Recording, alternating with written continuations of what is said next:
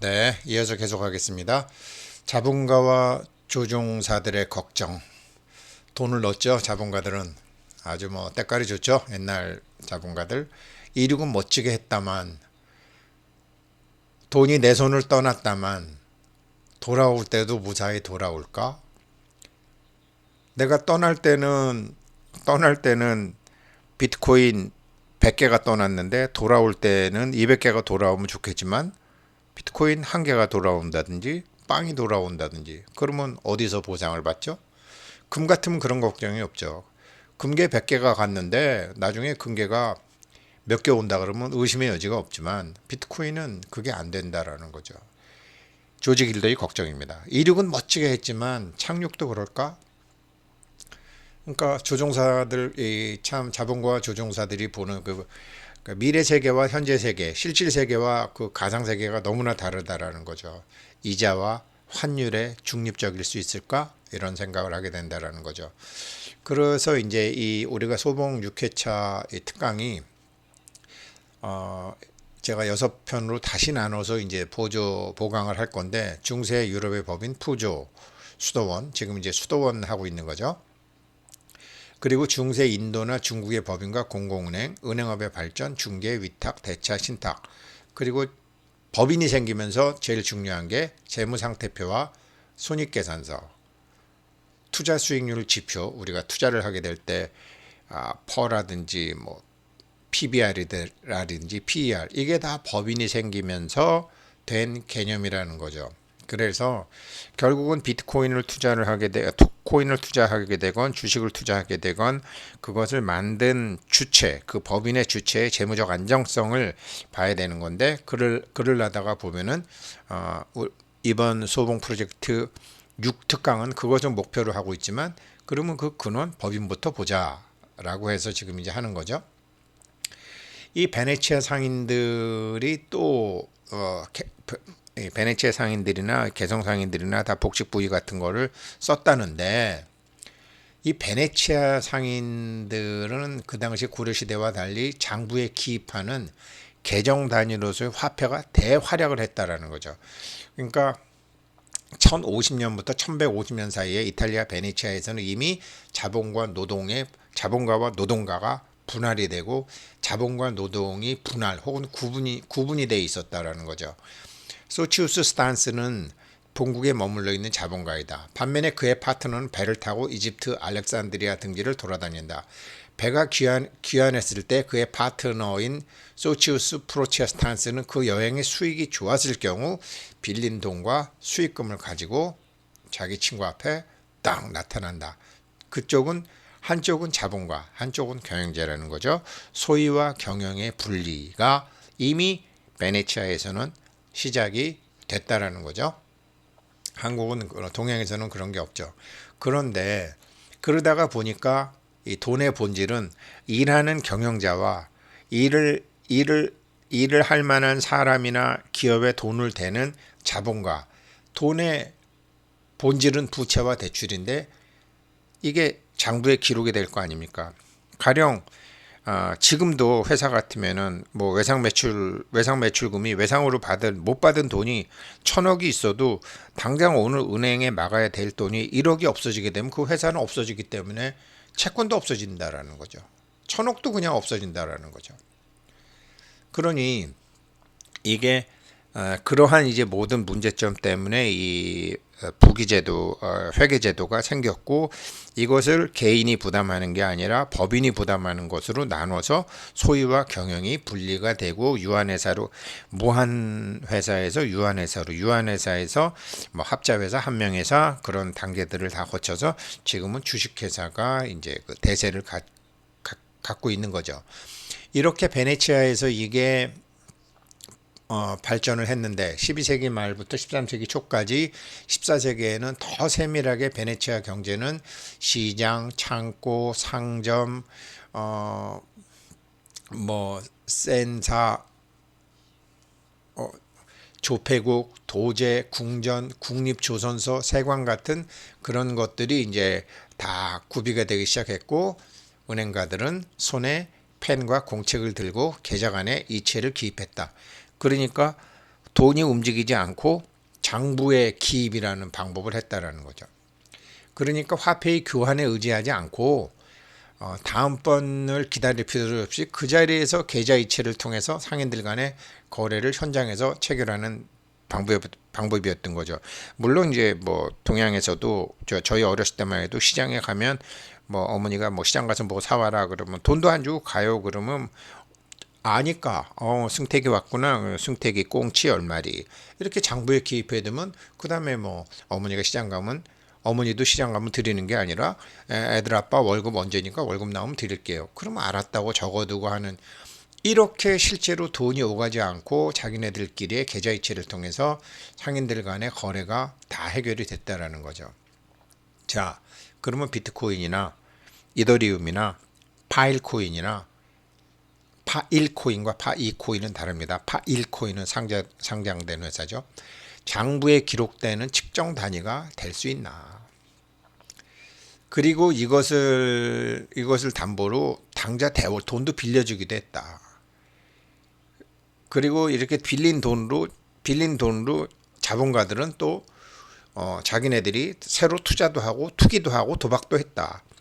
이게 이제 브로델이라는 사람이 쓴 물질 문명과 이제 자본주의라는 책에 나오는 얘기라는데, 이런 식으로 화폐란 금의 진정한 가치가 측정 도구였던 것처럼 화폐도 이러한 역할을 했다. 그런데 지금 어떤가?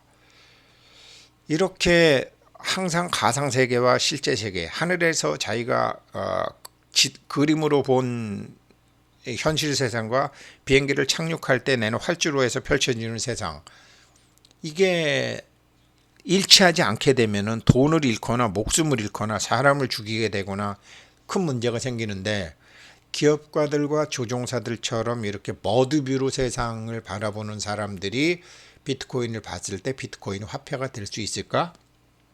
조지 길더의 답은 돈은 될 수 있어도 화폐는 될 수 없다.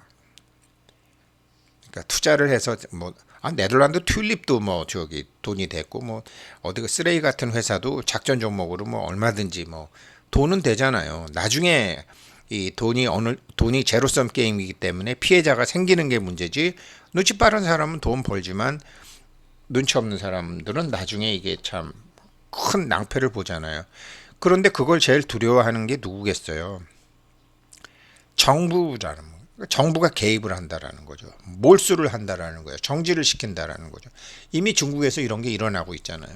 그래서 조지 길더는 이거를 가장 걱정하고 있는 것이 이제 구글의 종말에 나오는 그 분야이더라고요. 그래서 비트코인, 너는 정말로 블록체인이라는 대단한 기술로 참 이 보안이 전혀 안 되고 가명에 거짓말에 참 이 불확실성 이런 것을 다 없앨 수 있는 블록체인이라는 기술을 돈이라는 것과 결합시켜서 이 세상에 탁 내놨으니 너의 역사적 사명은 완료했다. 넌 정말 잘했다. 그러나 너는 화폐가 아니다. 이더리움 채굴 알고리즘을 비트코인보다는 이제 조금 해서 수요와 공급에, 그러니까 계속 반감기로 줄어드는 게 아니라 이더리움은 공급이 무한정 될 수 있죠. 그러니까 채굴 알고리즘을 수요와 공급에 달려 있는 것으로 했기 때문에 비트코인보다는 진화했다. 그런데 이것도 단지 기술자들의 입장에서 생각하지 한 것이지, 너도 장부에 기입하고 하는 이런 계정 단위로서의 통화에 대한 이해가 없었구나. 그리고 지금 파일 코인이 뭐 얼마 전에 스마트 컨트랙트를 하고, 그래 좋다. 스마트 컨트랙트를, 그러니까 중간에 유통 단계를 빼고 1대1로 다 할 수 있는 그런 게 좋다. 그런데 우리가 지금 법인에 대해서 공부를 했지만, 법인이라는 것은 부채가 있어야 되고 대여가 있어야 되고 소위 여신이 있어야 된다. 그런데 이 기업가적인 여신, 부채의 발행 및 유통이라는 돈의 속성을 어떻게 할 거냐. 어차피 예금과 투자는 만기가 일치가 될 수가 없다. 그래서 내가 누구한테 돈을 빌려줬는데 상대방이 망해서 그 법인이 없어져 버리게 되면은 자기는 꽝이 되는 거잖아요. 은행도 자기네들이 뭐 금리를 예금을 받았다가 대출 만기가 3개월이 됐다. 근데 처음에는 3개월 전에는 금리가 2%였는데 3개월 후에는 30%로 올랐다. 우리 예전에 IMF처럼. 그러면 거기서 대출 연장을 안 해주고 햇볕 날 때 우산 빌려줬다가 비 오면 우산 뺏어버리는 이런 예금과 만기의 불일치는 역사적으로 반드시 이 제도, 자본주의가 제도하기 위해서는 존속하기 위해서는 있어야 된다. 이런 여신의 문제를 파일코인 네가 어떻게 해결할 건데. 그러나 너도 비트코인이 해결했던 문제를 이더리움이 해결했고 이더리움이 해결하지 못했던 것을 파일코인이 해결했고 고맙다. 너희들은 거기까지다. 그리고 그 이후에 많은 코인들이 지금 생기는데 이러한 문제점이 드러나게 된 것은 너희들의 불행은 우리들의 행복이다 라면서 새로운 코인들이 나오기 시작했는데 여기서 일단 제일 먼저 나오는 게 제가 악시아 코인 어디 뭐 은행 같지도 않은 은행이지만 어찌 됐건 거기서 은행에서 백업이 되는 스테이블 코인이 나오기 시작했다는 거죠. 많은 스테이블 코인이 많지만 그래도 현재까지는 악시아 코인이 이런 기업가적 여신을 또 해서 나왔다라는 거죠.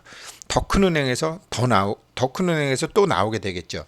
그러니까 계정 단위로서 통화도 되고 기업가적 여신도 되고 이런 거. 그다음에 이제 그 자기 자산의 가치 저장도 되고 이런 코인이 지금 나와야지 화폐가 되는 것인데 아직은 그런 게 안 나오고 있고요.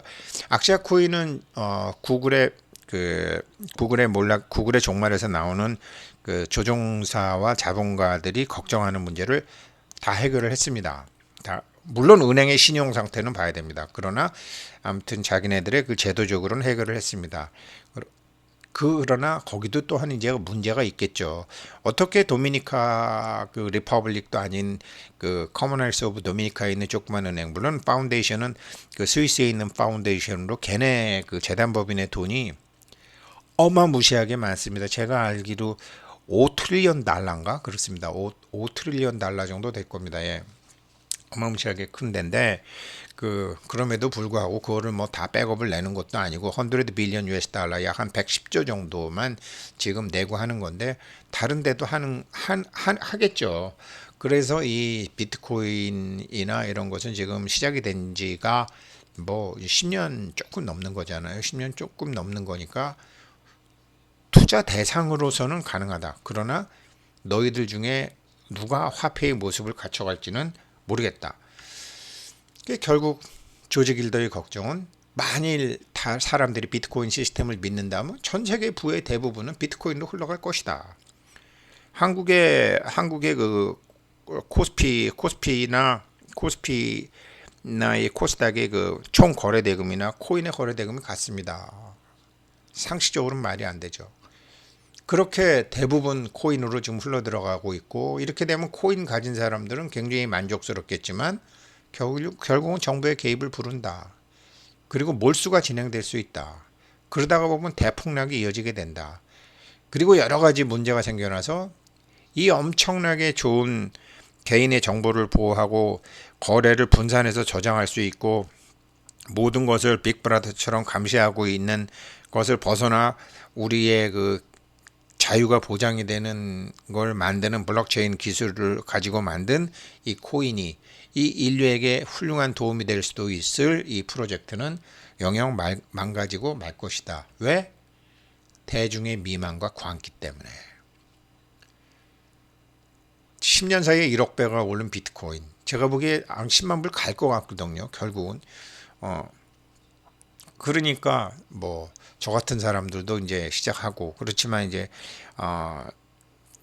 그래서 제가 채굴 비용이 들지 않는 그 무료 채굴이라든지 이제 이런 데 관심을 갖게 되고 그러다가 보니까 이제 파이코인이라는 것도 말씀드리고 그나마 비용이 좀 적게 드는 파일 코인에 대해서도 이제 제가 2개 말씀드리고 또 스테이블 코인 중에 하나인 이제 악시아 코인이 이제 세계 최초로 나왔으니까 말씀드렸는데 아직은 저도 뭐 실제적으로 구입하게 되는 파일코인이나 악시아코인은 자신있게 말씀드릴 수는 없고 파이코인은 그냥 정말 파이라는 숫자 3.14 3.14, 1592 뚜두두두두두두 뭐 이렇게 나가는 불가지수, 알 수 없는 숫자 공부 삼아 하십시오라고 제가 한 거고, 이 대중들의 미망과 광기가 불어닥치게 되면 결국은 정부의 개입을 부르는데, 화폐로서의 그 어떤 기능을 갖지 못한 상태에서 자꾸 화폐하게 되게 되면,